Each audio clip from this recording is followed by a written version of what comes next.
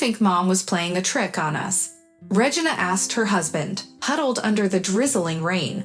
"The train arrived 20 minutes ago." Stepan shook his head. "Even my mother wouldn't play such cruel jokes," he replied, meeting Regina's gaze. "But who knows, Carrot Top?" The previous night, the Tokarovs had received a message from Stepan's mother. "I'm coming tomorrow morning. The train is so-and-so." Regina instantly felt a sense of despondency upon hearing this information. "Why is she coming?" Stepan asked, his worry evident. "What happened?" She didn't even indicate the car number. Stepan tried in vain to call his mother multiple times, while Regina watched him with a sad smile. "It's no use, Stepan," she said. "You know she hates having a throat fight in front of the whole wagon, as she puts it, and she knows you'll try to call back right away. It wouldn't be a good idea to explain things in front of your compartment mates." In the morning, heavy rain poured down. Nobody had thought to bring an umbrella in their rush. The train had arrived quite a while ago. Frantically, the Tokarovs dashed from carriage to carriage, searching for a familiar face in the crowded and noisy scene. Gradually, the crowd dispersed from the platform, leaving only a few stragglers. The couple, completely drenched and standing beneath the station clock, gazed intently into the distance. Regina's eyes lingered on the bouquet of wildflowers that had sadly wilted into a sorry state. "Carrot Top, I think it's her," Stepan exclaimed, his interest piqued as he pointed towards a woman emerging from a distant carriage, laden with a large bag and a rolling suitcase. "Of course, it's Alla Igorevna herself." She wouldn't deign to push through a shouting crowd. Stepan hurried to greet his mother, kissing her and taking her luggage. With each step she took towards Regina, the daughter-in-law wished more than ever to disappear.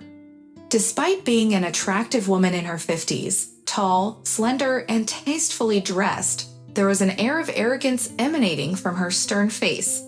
Her fixed gaze and imperious expression mirrored her position as a school principal.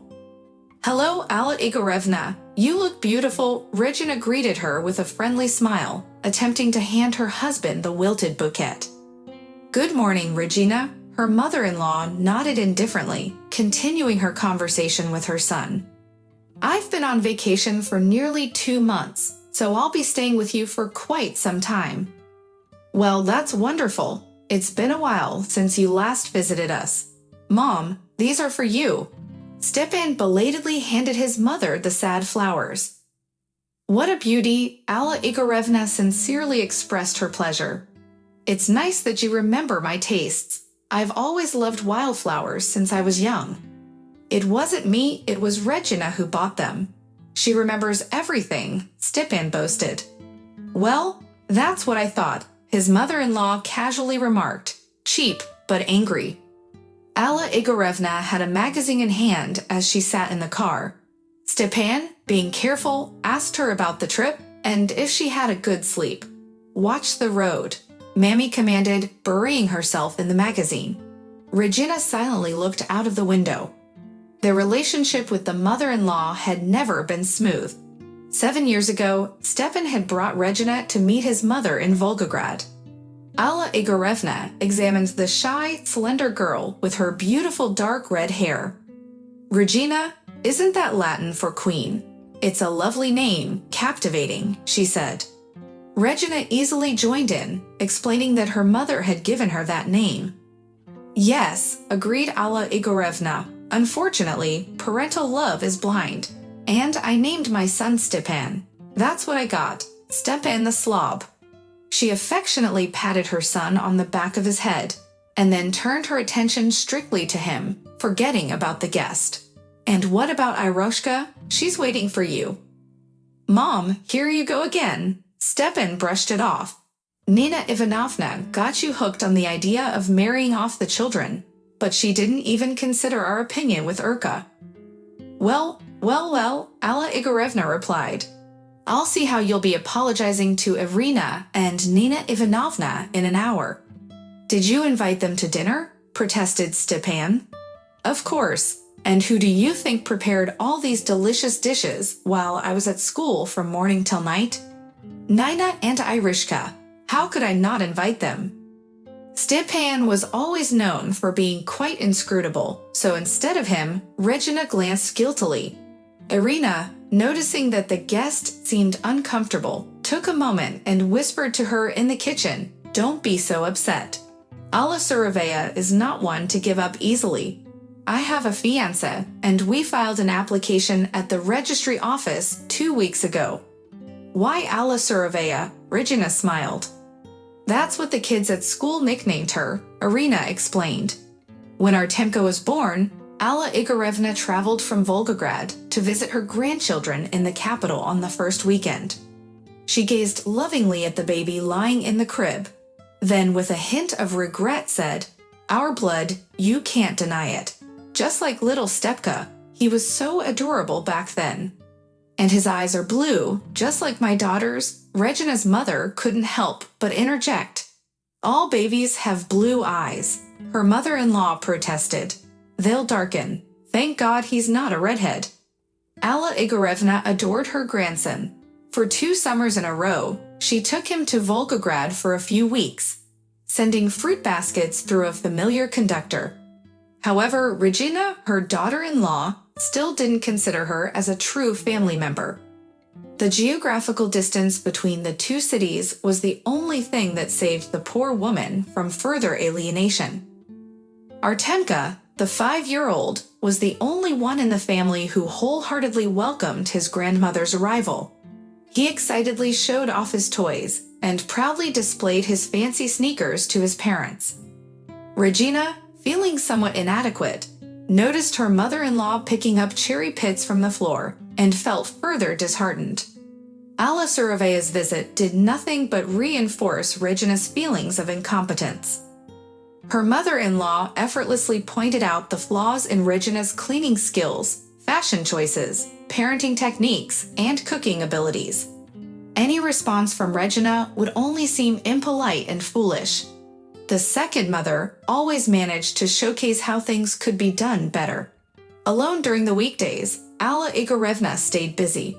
Regina was not a messy person, yet her apartment had never looked so pristine. The linens gleamed a radiant white, as if Alla Igorevna had used a magical washing machine. "Alla Igorevna, thank you so much for your help. It's been chaotic at the office lately, and I barely have any time for anything." Regina sincerely expressed her gratitude, but was met with a sharp remark. "You're welcome. I can't stand to see my grandson suffocate from centuries' worth of dust," Alla Igorevna retorted. Regina, possessing immense patience, withstood the mockery for a long time. However, there came a day when she finally snapped. During dinner, Alla Igorevna meticulously picked at a specialty cake that had been a source of pride for Regina. After carefully tasting a small piece, she critiqued, "The biscuit isn't light enough, and the cream is a bit greasy, but overall, it's edible." That evening, Regina silently fumed in the bedroom, unable to contain her frustration any longer.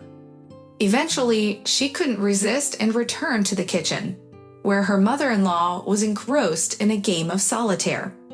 "Alla Igorevna, if you're not happy with how I feed your son and grandson, why don't you cook for yourself?" the daughter-in-law suggested. "Do you want me to take care of all the housework then?" the mother-in-law replied calmly. "Well, why not? I'll handle the laundry and cleaning, and you can cook. Let's switch roles," the daughter-in-law persisted. "No problem," agreed Alla Suravea without hesitation.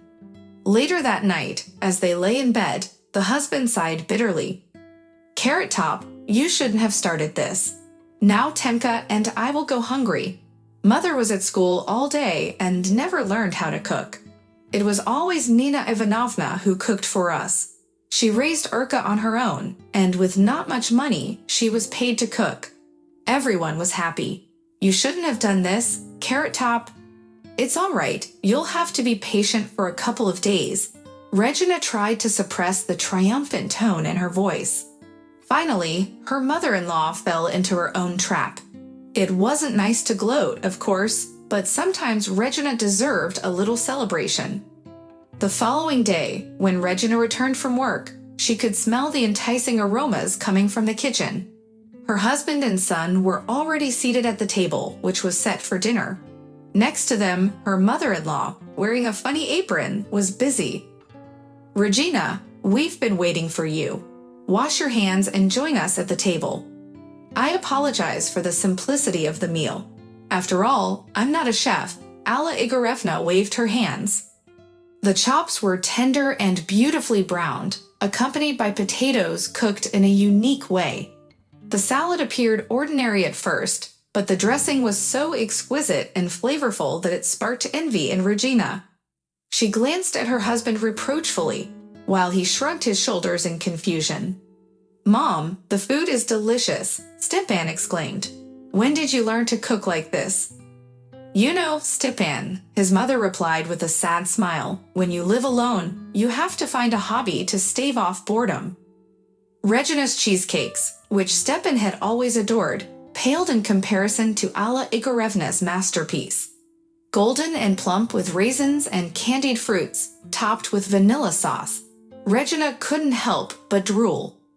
"Grandma, these look like little suns," Artemka shouted with enthusiasm. "Will you make them for me? Yay!" The mother-in-law looked at her daughter-in-law with a slight grin, as if to say, "Checkmate." "All right, now I'll cook," she said. "But on one condition, I won't be making breakfasts. I want to at least get some sleep during my vacation." Having a mother-in-law in their home was undeniably beneficial. Regina no longer needed to rush around the kitchen, dragging a half-asleep Artemka to the garden. Previously, her son had struggled with reading, memorizing all the letters but struggling to put them into words. However, under Alla Igorevna's guidance, he quickly learned to read effortlessly. Regina still didn't know the magic spell her grandmother whispered in his ear, but suddenly Artemka began to tidy up his toys with a sense of importance and neatly fold his clothes on a small chair.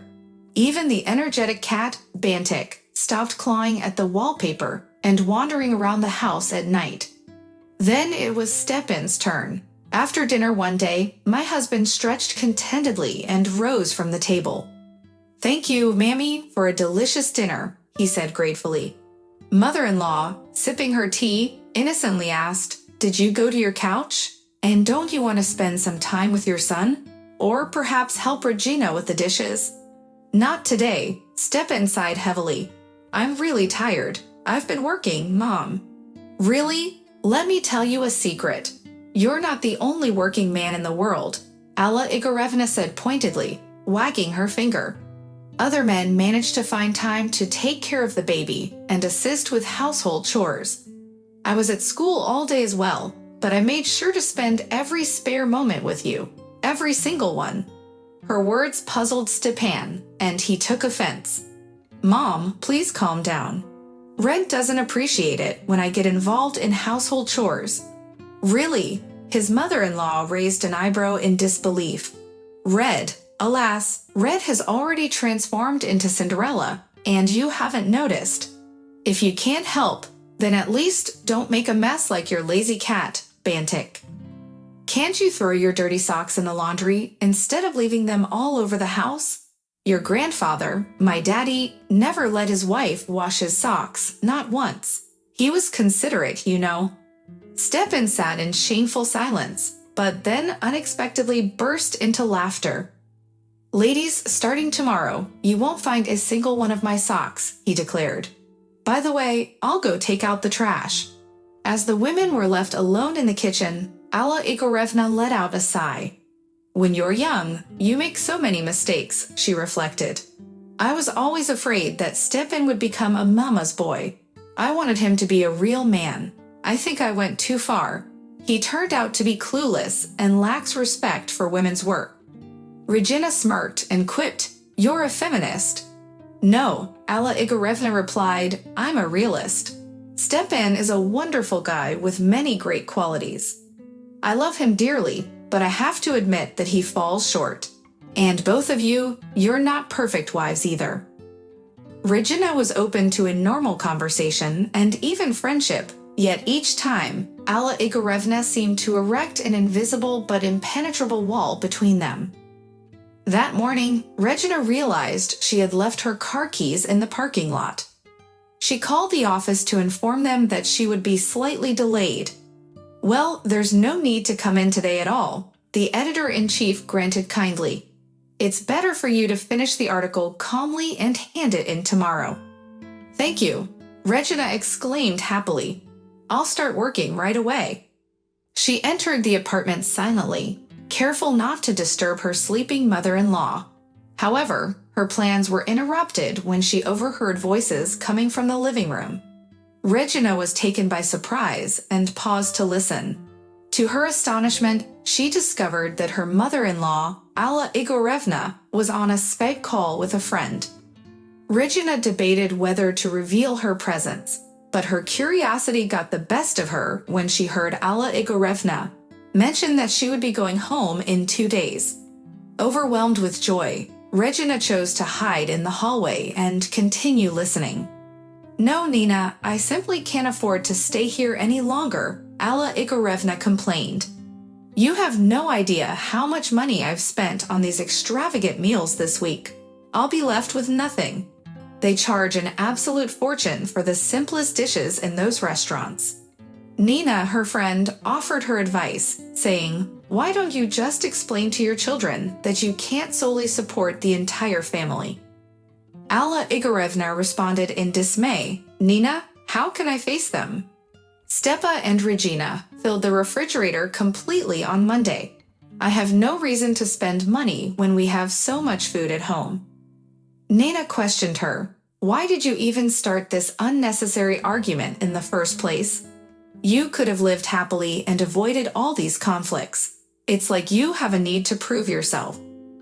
Do you think I should have admitted to Carrot Top that I can't cook at my age?" Alla Igorevna lamented, "He won't wait for me. I remembered there's a restaurant nearby with delicious homemade food, and I was relieved. But now I have no idea how to escape from this trap. The weekend is approaching, and I can't order food from a restaurant in front of the children. No, I'll go home in shame. Thank God our dragonfly didn't come by this week and never thought to check the freezer. All the food remains untouched." Regina's cheeks burned with indignation at the mention of dragonfly hopscotch. Determined, she stepped into the living room, exclaiming, "You teach your grandson that lying is wrong, Alla Igorevna. Yet, here you are, a grown woman doing the same." Regina observed her mother-in-law's face turn pale as she spun around in her chair. "Are you serious?" Regina couldn't believe what she was hearing. "You've been taking revenge on me for 7 years for something that happened 100 years ago." "He was the only man I ever loved," her mother-in-law screamed. "Well, what does that have to do with me?" Regina yelled back, finally releasing all the pain and resentment that had been building up inside her.